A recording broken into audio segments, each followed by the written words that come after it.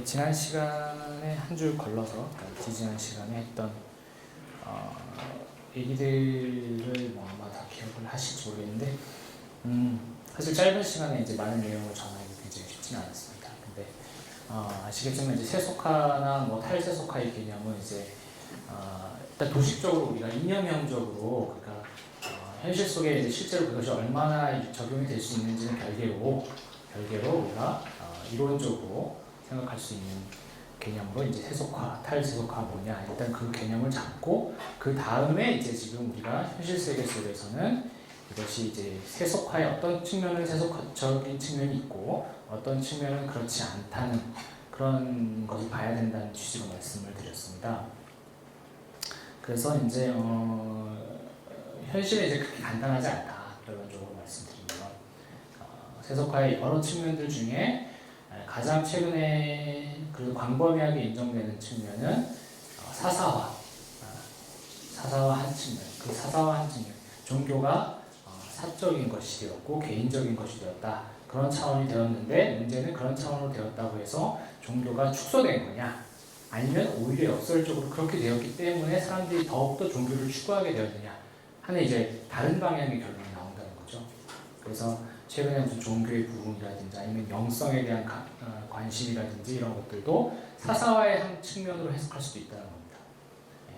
종교성이 축소되었기 때문에 더욱더 이 축소된 종교성으로 자아 종교를 추구하게 되고 그리고 또 자본주의라는 것이 개인의 내적인 문제를 건드리기 시작하면서 대표적으로 자기개발 같은 걸 들 수 있죠.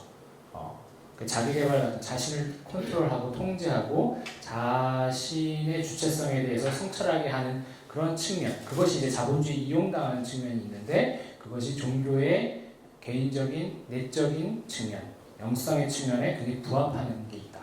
그래서 자기개발도 하나의 종교로 보기도 합니다. 종교 사역자들은 그래서 자아 종교 뭐 이런 식으로 표현도 하고요. 그래서 이렇게 되게 복잡한 측면이 있기 때문에 그리고 또 그런 말씀 드렸습니다. 세속화라는 게 이제 아주 큰 맥락에서는 우리가 받아들일 수밖에 없다. 어떤 측면 세속화, 세속성이라고 하는 측면에서는 받아들일 수밖에 없다라는 말씀드렸어요. 기본적으로 이제 근대성과 관련된 것이고 우리가 신정 국가를 추구한다든지 오늘 말씀드리겠지만 무슨 뭐 재정 일치 사회를 추구하지 않는 이상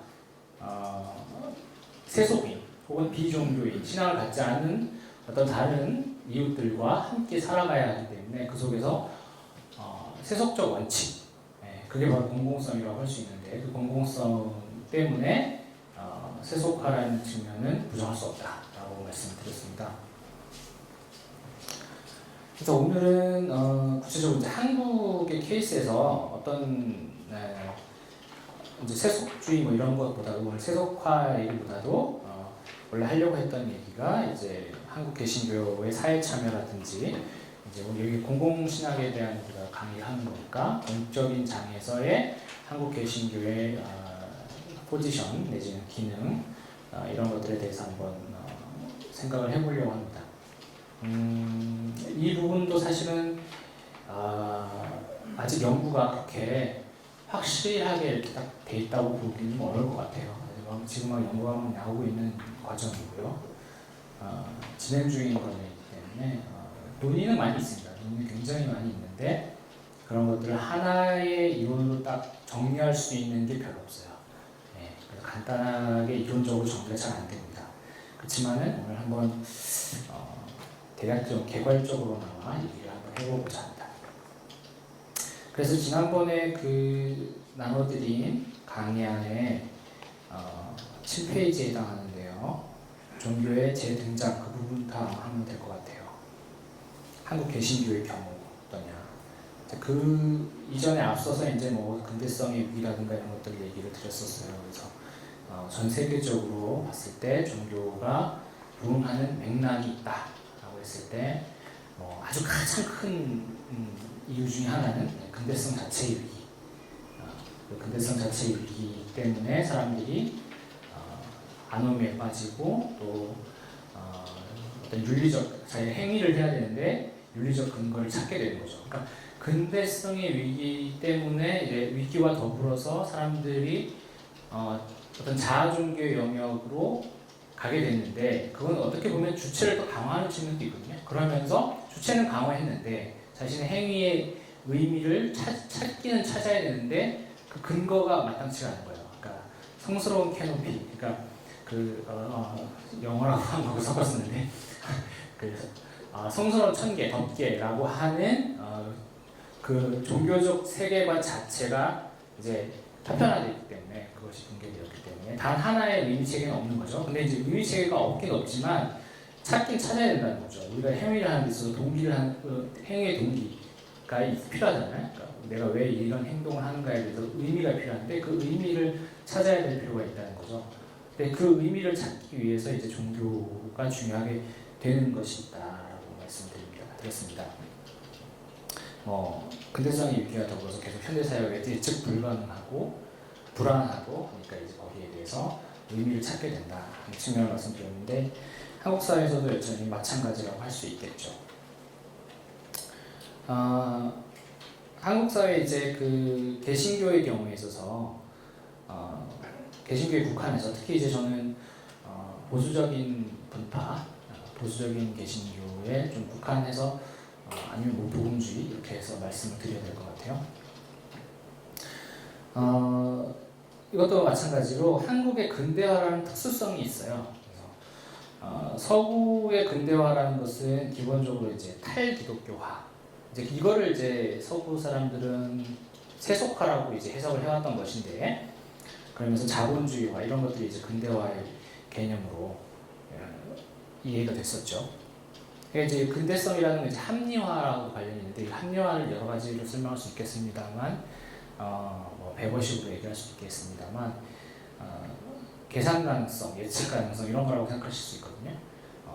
그러니까 인간이 무엇을 하는 데 있어서 제도를 통해서 예측 가능하고 계산대로 할 수 있고 합니다. 계산할 수 있기 때문에 예측 가능한 건데, 한국의 경우에는 이 근대화가 계산 가능하고 예측 가능한 방식으로 되면서 동시에 기독교가 같이 들어왔기 때문에 이 종교와 서구적인 합리화가 동시에 진행되었습니다.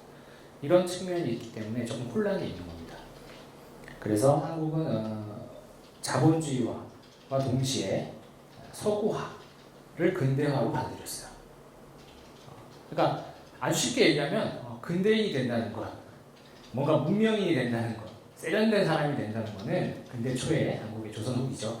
조선 말에 사람들이 그렇게 생각했다는 거예요. 미국 사람이 되는 거, 미국 사람처럼 되는 거, 그렇게 생각했다는 거예요. 미국 사람들은 세련됐어. 그 병도 막 고쳐줘. 뭔가 똑똑해 보여. 그런데 기독교인이야. 이런 거거든요. 그러니까 이 종교와 이 근대성이라는 것이 분리가 안 돼요.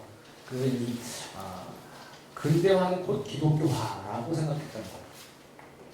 그 독립운동 했을 당시에도 많은 이제 지식인들이 기독교로 개종했던 이유 중에 하나도 바로 그런 것이 있었죠. 계몽주의와 기독교를 동일한 것으로 봤죠.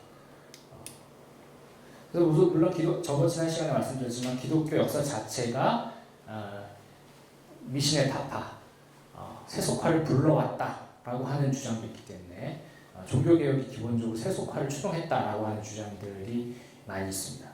그런 차원에서도 기독교의 기본적으로 그런 측면이 있어요.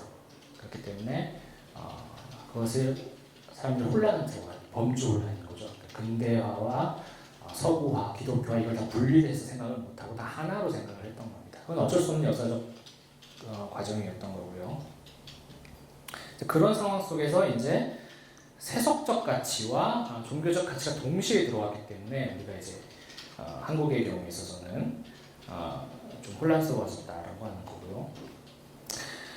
제가 뭐 그 근대화 초기 얘기를 다 드릴 수는 없을 것 같고 87년 이후부터 얘기를 드리면 보통 이제 우리가 87년 이후를 이제 절차적 민주주의의 달성 이렇게 얘기를 합니다. 87년 체제라고 보통 그렇게 얘기를 하죠.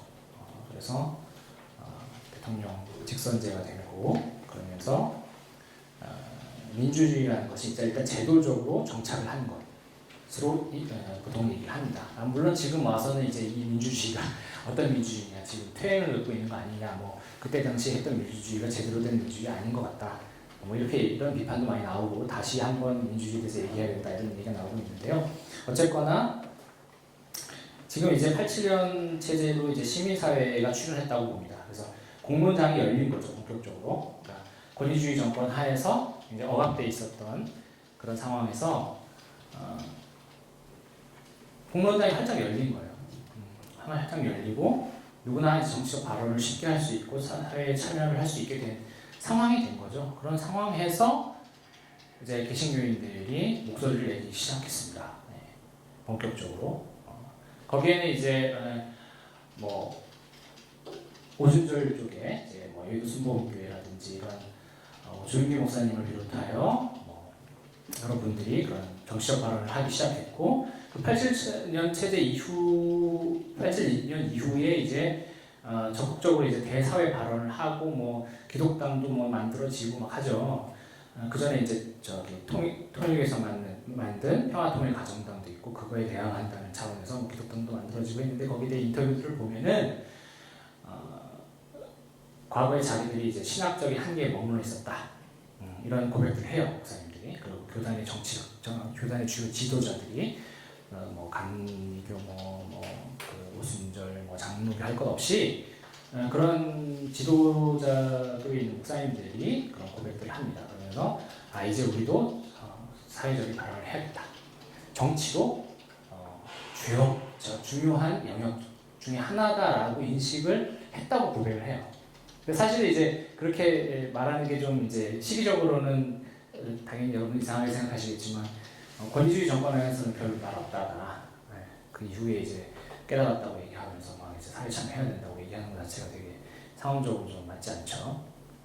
뭐 그런 건 아실 텐데, 어쨌든 보수 개신교는 그랬다는 겁니다. 주로 아시겠지만 진보적인 개신교는 그 전부터 뭐 많은 활동을 해왔기 때문에 언급할 이유가 없을 것 같고, 어쨌든 그런 인터뷰들을 얘기는 그 김지방 선생님이 쓴 정치 교회라는 책이 있어요. 그 기자로 오랫동안 활동을 하시는 분인데 이제 그분의 책에 보면 인터뷰들이 자세하게 나와 있습니다.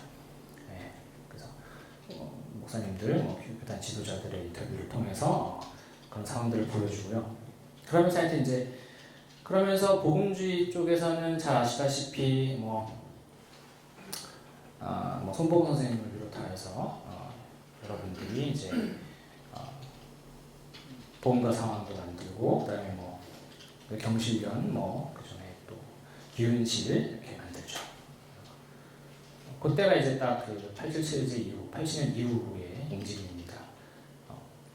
그러면서 이제 본격적으로 뭔가 사회적 발언을 하기 시작을 하죠. 근데 이제 공적인 목소리를 내기 시작하는 겁니다. 이게 한국적인 맥락에서 종교가 영향력을 가지려고 이제 노력을 하는 시작이다, 이렇게 볼 수 있을 것 같습니다. 근데 이것은 아까도 말씀드렸지만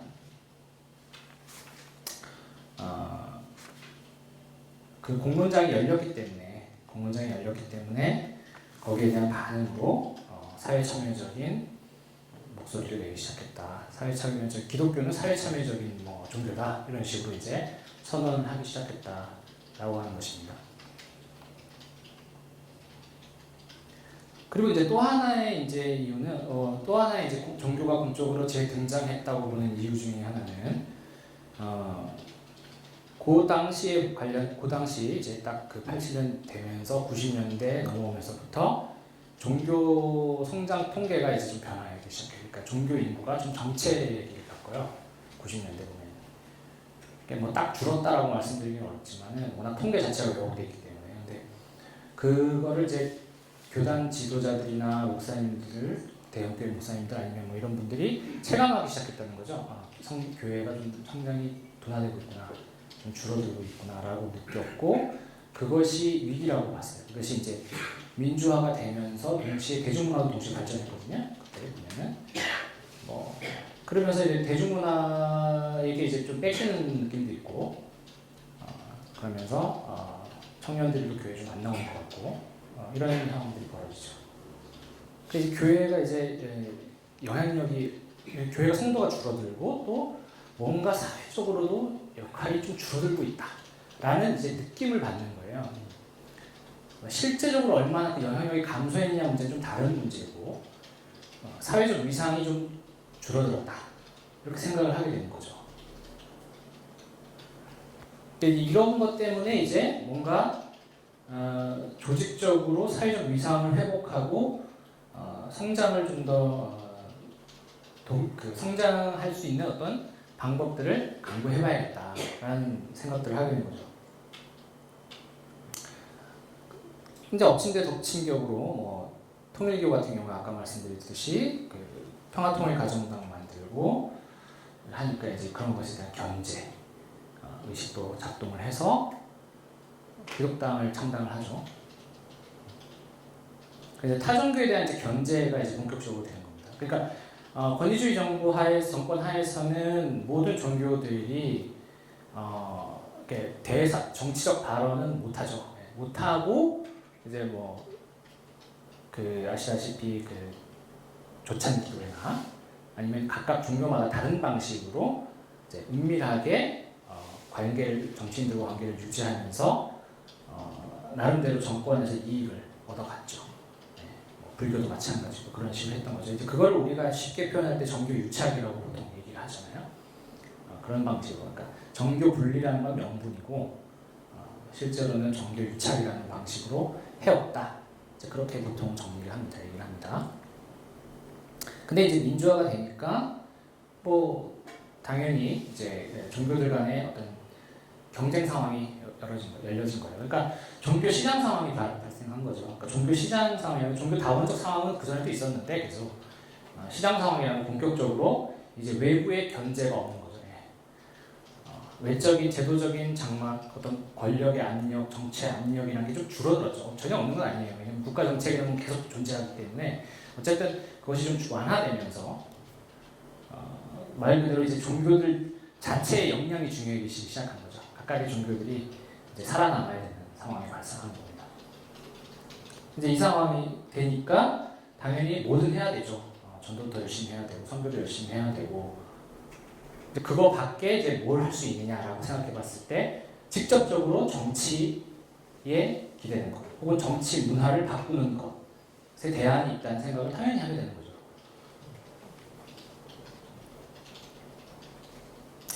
이때부터 이제 국가의 종교 정책이 문제가 됩니다. 그래서 여기서 계속 딴지를 걸기 시작해요.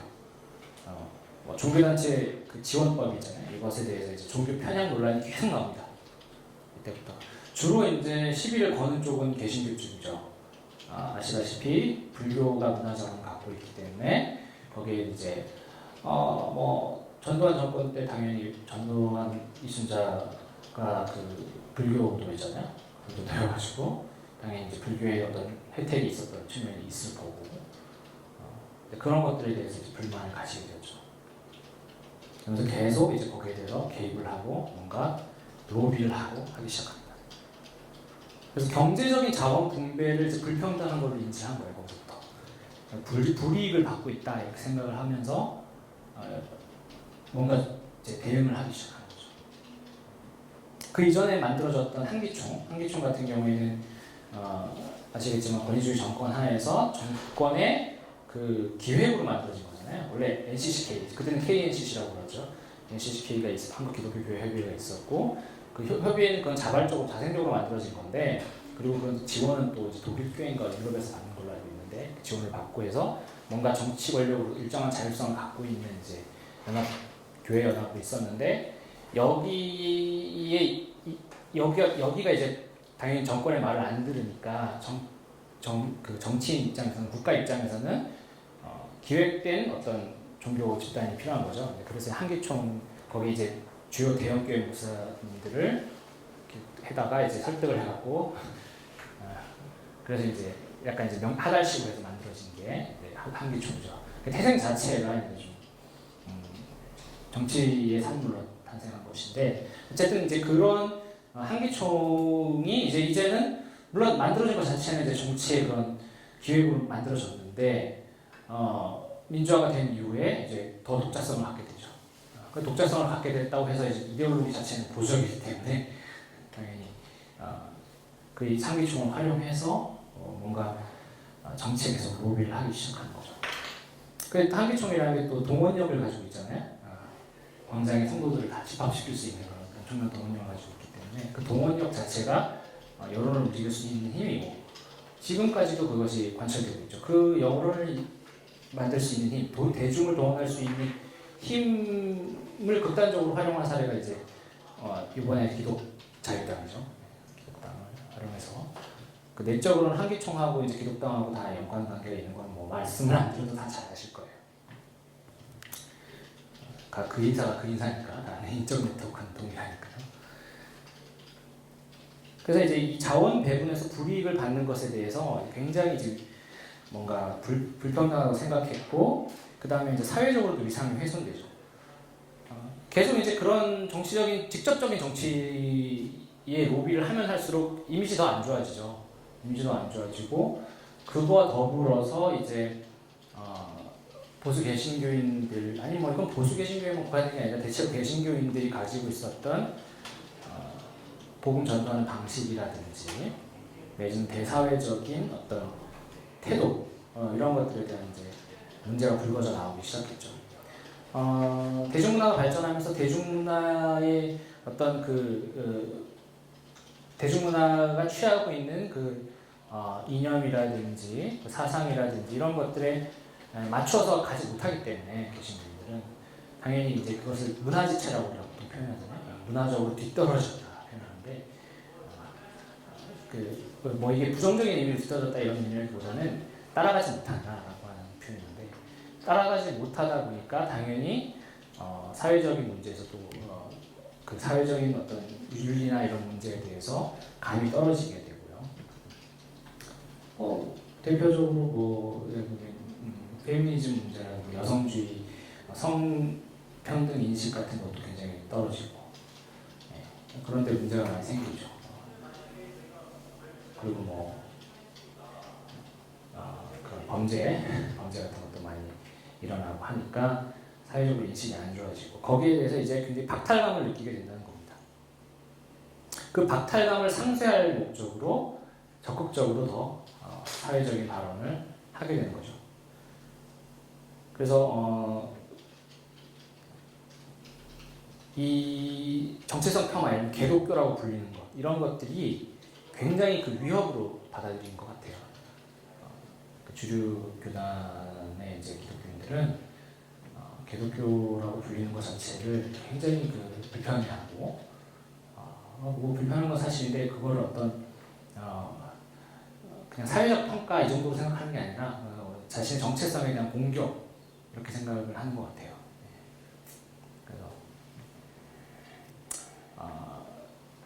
그렇게 이제 공격을 받았다고 생각하니까 이렇게 좋게 말로 이제 할 생각이 안 드는 거죠. 그래서 직접적으로 이제 뭔가 기독당 같은 것도 이제 하게 되는 게 그런 혐오 세력을 이제 자신 기독교인들을 안티기독교인들을 이제 정치적인 세력이라고 이제 생각하고, 사실 그게 아닌데 정치적인 세력이 아니냐 문화현상인데 그거를 정치적인 세력이라고 생각을 하고 거기에 과도한 의미를 부여하고, 그래서 이제 그거를 당연히 맞서 싸우려면 우리가 문화적으로 설득하는 게 아니라 정치적으로 어떻게 해결을 봐야 되는 그런 것처럼 얘기를 하게 되죠. 이 프레임을 이제 여기 제임스 데이비스 헌터 같은 사람들이 이제 얘기하는 개념인데 문화전쟁이라고 표현합니다.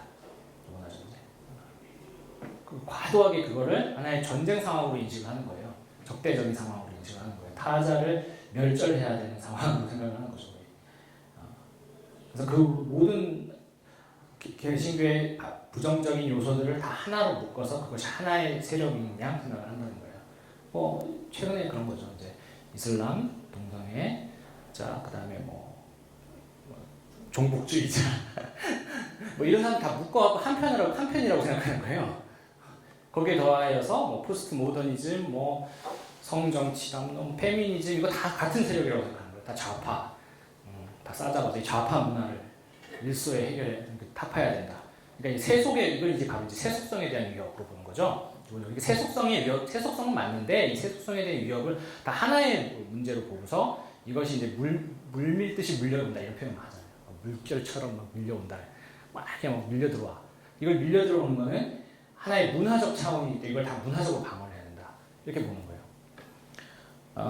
이 제임스 데이비스 헌터가 얘기하고 있는 그 측면이 분석하고 있는 미국 사회를 분석하고 있는 틀이 굉장히 유용한 것 같아요. 한국 사회를 거의 비슷하게 들어맞는데 저도 이제 역시 그렇게 봅니다. 그래서 이 위기를 교세 축소 단순히 교세 축소가 아니고 교세 축소하면은 단순히 교세 축소라고 생각하면 전도 열심히 하면 되잖아요. 전도만 열심히 하면 되는데 그가 아니잖아요. 그렇게 생각 안 하는 거죠. 왜 한국 교회가 지금 전도가 잘 안 되고 막 교회가 잘 안 되고 성장이 지체되고 있냐? 이 원인이 뭐냐? 이 원인이 뭐냐? 세속주의 혈압 때문이다 이렇게 생각합니다. 그 문제의 원인은 이제 저쪽으로 외부 탓으로 돌리는 거죠. 외부에 없다는 건 아니에요. 아까도 말씀드렸지만 기본적으로 사회와 종교의 관계가 계속 긴장한 관계이기 때문에 뭔가 외부의 요인이 있죠, 당연히. 그런데 이제 그것을 모든 원인을 이제 외부의 문제로 전가를 한다는 것이죠. 그래서 이것을 하나의 기독교가 이제 위축되는 것은 하나의 문화 사상적 위기라고 생각하는 거예요. 세속적 문화가 있고 저 문화가 우리를 집어삼키려고 한다. 이건 완전히 뭐냐면 약간 이 그 영지주의에서 얘기하는 그 선과 악의 싸움 같은 거 있잖아요. 궁극적으로 전 세계가 선과 악으로 적대하고 있고 이 선과 악의 싸움이 이 세계에서 지금 펼쳐지고 있다라고 생각한다는 거예요. 세계관 전쟁, 문화 전쟁 이렇게 표현을 하는 거죠. 그래서 이제 뭐 대체로 보수 개신교인들이 얘기할 때는 이제 뭐 포스트 모더니즘도 지난 시간에 그런 얘기를 들었지만 포스트 모더니즘도 그걸 하나의 철학이고 이렇게 하나의 그 어떤 우리가 깊이 숙고해야 될 대상으로 보는 게 아니라 포스트 모더니즘, 성소수자, 이슬람, 페미니즘, 반공주의 이게 다 그냥 같은 거. 막 심지어 뭐 68혁명 뭐 이후에 후기 구조주의 뭐 이게 이렇게 다 같은 걸로 생각하는 거예요. 다 연결해서. 최근에도 뭐 어떤 글을 봤는데 제가 이제 페이스북에 올렸는데 보수 언론 미래한국인가 하는 이제 언론에서 그런 언론이 몇 개 있잖아요. 그런 언론이 몇 개 있는데 거기서 이제 계속 보수 개신교인들이 좋아할 만한 글들을 생산해요. 거기서 나온 얘기들이 뭐예요? 동성애 왜 반대해야 되냐면 얘네들이 좌파기 때문이다 이런 거거든요. 그래서 오죽하면 종북 게이라는 말을 쓸 정도로. 네. 그게 진짜 없던 말이거든요, 원래는. 뭐, 예전에 반공주의로 얘기하면서 이제 빨갱이면 빨갱이지. 최근에 등장한 말이죠. 종북게이. 그래가지고, 동성애자들도 결국에 막시스트들이고, 막시스트들은 좌파고, 좌파는 뭐 이렇게 다 연결해서 생각하는 거예요. 다 같은 걸로. 굉장히 이제 편리한 사고방식이죠. 그렇게 해가지고, 뭐, 68년부터 해서 이제 하여튼 뭐 해방의 운동, 좌파들의 이제 해방 운동 그런 것들이 역사적 해방 운동들이 전부 그 물결이 지금 전 세계를 흐르고 있고 미국을 지금 지배하고 한국으로 지금 수입되고 있다. 이런 이제 시나리오, 스토리를 하나 만든 거예요. 나름 이렇게 읽어보면 그럴듯해요. 최근에도 뭐 몇 년 전이지 소광석 목사님이라고 이제 그분이 그런 글도 쓰셨더라고요. 그 역사부터 철학을 막 다 꿰가지고 이렇게 설명을 보고 그런 얘기들을 듣고 이제 그런 글을 본인이 직접 쓰셨는지는 모르겠지만 어쨌든 이런 얘기 해도 되나요? 저기 녹화하는데 그래서 하여튼 쓰셨는데 공부를 많이 하셨나봐요. 그래서 그렇게 쓰셔가지고 그게 이제 저는 그분의 개인 의견이겠거니 해서 무시하고 넘어갔는데 오늘 보니까 또 그런 거의 비슷한 내용의 글이 일반 보수 언론 매체에 나오고 기원이 어딘지는 모르겠어요. 뭐 월간조선 같은 데서 그런 거 나오겠죠. 그래서 서로 돌고 돌리는 건데 이런 내용들이 계속 이제 막 반복 재생을 되는 건데 뭐 큰 교회의 이제 목사님들이 똑같은 얘기를 계속 반복하더라고요. 출처가 있겠구나 그런 철학과 역사를 교묘하게 왜곡해가지고 지식을 재생산하고 그것을 가지고 이제 여론을 호도하고 있구나 그런 생각이 들었는데 이게 이제 기독교만의 문제는 아니고 지금 한국 사회 전체적으로 지금 보수화되는 상황에서 오늘도 보니까 임을 위한 행진곡 재창을 합창으로만 하고 이제 기념곡 지정을 안 하게 됐잖아요. 이제 그런 것도 있었는데 최근에 뭐 SBS인가 어디서 이제 기자들이 취재를 하는 게 이제 인터넷에서 나왔어요. 보니까 광주 민주화 운동에 대한 이제 사람들의 인식을 조사한 건데 그게 이 보수 정권 들어서 굉장히 일배 활동을 비롯해서 이제 사람들이 광주 민주화 운동이 진짜 북한이 사주한 거다 이런 식으로 생각하는 사람들이 늘어난다는 거예요. 그런 식으로 이제 계속 왜곡을 하는 거죠. 계속 정보를 왜곡하고 어떤 그게 바로 이제 이념 투쟁인 거죠. 이데올로기 정치고 지식 정치인데 이제 그런 식으로 해서 계속 이제 정보를 왜곡적으로 생산해서 기본적인 어떤 사실들은 거의 그대로 갖다 써요. 그대로 갖다 쓰면서 이렇게 조금씩 바꿔가지고 이제 사실관계를 왜곡해가지고 이제 하나의 내러티브를 만드는 거죠. 이제 그런 식으로 해서 그런 이제 단체들도 많이 생기고 그런 운동을 하고 그런 논문들 글을 써내는 사람들이 막 생겨나고 그러고 있다는 거죠. 그러니까 사람들이 이 사회적 기억 자체가 왜곡되는 거예요. 나중에 되면 이게 민주운동이 아니고 뭐 이제 이상한 식으로 바뀔 수 있는 거죠. 지금도 보면 이제 포털 사이트 같은 거를 이제 검색하는 뭐 그 용어도 뭐 광주 민주화운동으로 검색하는 거 말고 뭐 광주 뭐 폭동 이렇게 검색하는 비율이 늘었다 뭐 이런 얘기를 하는 거예요. 이런 식으로 일반 사회뿐만이 아니라 종교적인 영역에서도 담론 투쟁이 벌어지고 있다라고 하는 겁니다. 그렇지만 여전히 이제 종교는 시대적 필요성이 있죠. 제가 나눠드리는 강의안에 보면은 종교의 시대적 필요성에서 여러 가지 내용들이 적혀져 있는데 여러 학자들이 이제 얘기를 한 거예요. 이거는 뭐 그냥 상식적으로 그냥 보시면 될 것 같고 종교가 이 시대에도 여전히 중요하다는 것들을 얘기하고 있다는 겁니다. 근데 이제 그 종교가 어떤 종교냐라고 하는 문제는 이제 한국 사회에서 저는 다른 문제일 수 있겠죠. 종교가 그 자체로 추구해야 할 어떤 것, 이 어떤 순수한 종교 그 자체, 그 자체의 요구를 그 자체를 충족시켜줄 수 있느냐, 그 자체의 요구를 충족시켜주느냐 이 시대에 아니면 그것이 아닌 종교가 사회적인 펑션을 갖긴 하거든요. 기능을 갖긴 하거든요. 사회적 효과를 갖는데 그 효과 차원에서 뭔가 어떤 일을 하고 있냐. 근데 이거는 이제 갈릴 수가 있죠. 긍정적일 수도 있고 부정적일 수도 있고 이렇게 돼 있는데 종교가 종교 자체로 추구하는 어떤 것들 그런 것들이 무엇이냐라고 하는 것이 지금 한국 사회에서 되게 중요한 문제일 수 있죠. 여기 제가 정치교회라는 책을 갖고 왔군요. 여기 보면은 재미있는 사례가 있어가지고 얘기 드릴게요.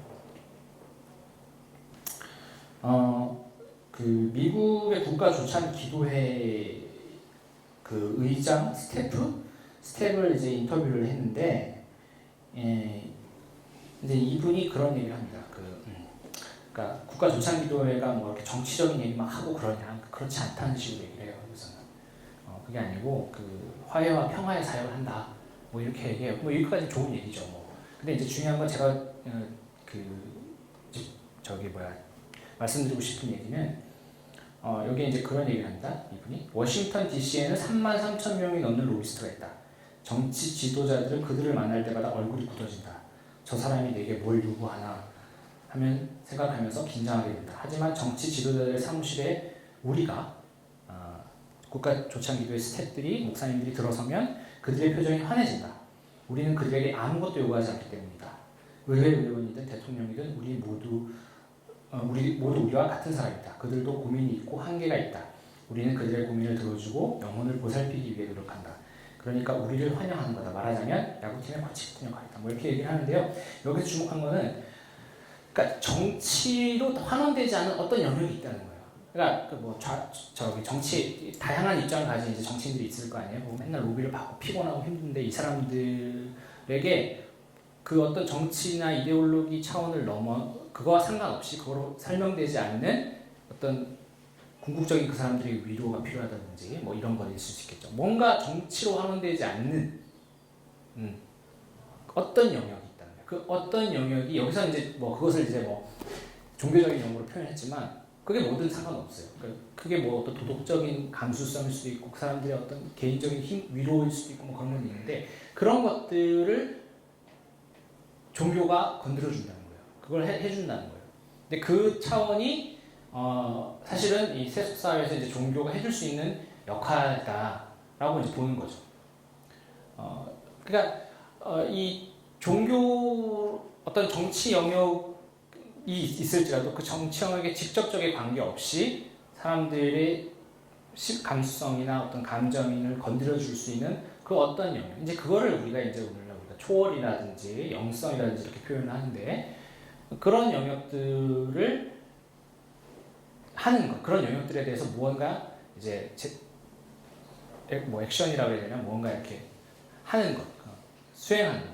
이제 그것이 이제 사실은 종교다. 그것이 이제 기독교다라고 하는 거죠. 근데 이제 지금 보수 개신교가 하는 거는 그거와 좀 다른 방식이라는 거죠. 아시죠? 그러니까 한편으로는 그런 초기에 이제 사회참여적 복음주의자들이 그런 걸 한 건 있어요. 그러니까 정치 논리를 떠나서 어떤 개인의 심성이나 개인의 도덕성 자체를 얘기하는 거. 이건 이제 공통된 요소일 수 있잖아요. 모든 사람의. 그런 것들이 윤리운동 같은 이제 그런 차원일 수 있는데 긍정적으로 보자면 이제 그런 차원. 그러니까 사회적 차원으로 환원되지 않는 어떤 개인적 차원을 말할 수 있는 것이 이제 종교의 역할인데 그 부분에 대해서 이제 NG 운동을 한 거죠. 이제 그런 식으로도 볼 수 있는데 한편으로 물론 그것도 한계가 있습니다. 그것은 이제 탈정치라는 맥락에서 이루어진 거기 때문에 자신들이 한 활동이 탈정치라는 걸 모르고 하는 정치적 활동인 거죠, 사실은. 정치적 활동인 걸 모르고 한 건데 사실은 그것이 정치적 활동이 다름 아니었다라고 하는 건데 이제 제 생각은 어쨌든 이제 그런 식으로 종교 고유의 것이 있다는 것을 발견할 필요가 있다라는 거예요. 그러니까 모든 게 종교지만 한편으로는 모든 게 종교지만 이미 세속화된 사회에서는 분화가 돼 있다고 했잖아요. 분화가 돼 있고 각 영역이 나눠져 있기 때문에 각 영역에서 전유하고 있지 않은 논리들 중에 남아있는 영역들 중에서 그 부분이 굉장히 종교적이고 영적인 영역일 수 있다라고 하는 거예요. 지난 시간에 에드비에 레이저도 얘기를 드렸지만 그 사람이 그렇다고 하는 거죠. 세속화가 되면 될수록 설명할 수 없는 영역이 오히려 늘어나기 때문에 그 늘어난 영역들에 대해서 의미를 얘기해 줘야 되는 게 종교다라고 얘기하는데 그런 차원이 있다는 거예요. 분화가 됐지만 그 분화된 영역들을 존중하면서 그 분화된 영역에 나름의 논리가 다 있거든요. 정치는 정치의 논리가 있잖아요. 뭐 학문은 학문의 논리, 스포츠는 스포츠의 논리, 뭐 다 논리가 나름의 다 과학엔 과학의 논리가 있어요. 그 논리들이 있는데 그 논리들을 다 종교의 논리로 환원해 보려고 하는 게 아니고 하지 말고 그 논리를 인정해주고 그 논리로도 설명이 안 되는 것들, 그 논리로도 충족시켜주지 않는 어떤 부분들을 계속 발견해 나가려고 하는 거. 그것이 이제 저는 그것이 이제 종교가 이제 사회적으로 영향을 끼칠 수 있는 부분이 아닐까 이렇게 생각을 하긴 해요.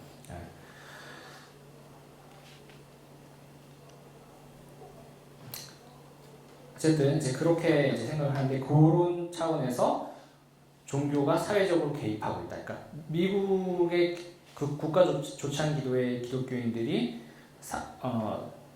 종교에 사회와 정치에 개입하는 방식하고 뭐가 좀 다르죠. 한국의 국가 조찬 기도회하고 뭔가 좀 다르죠. 물론 국가 조찬 기도회도 거기에 어떤 그런 기능이 있을지 모르겠어요. 여야를 떠나서 뭐 사람들을 다 위로하고 뭐 그런 기능이 있는지 잘 모르겠어요. 있을 수도 있겠죠. 그렇지만은 그거를 넘어서서 어떤 다른 의도를 가질 때 그것이 과연 종교이겠느냐라고 하는 부분은 이어져 있다는 거죠.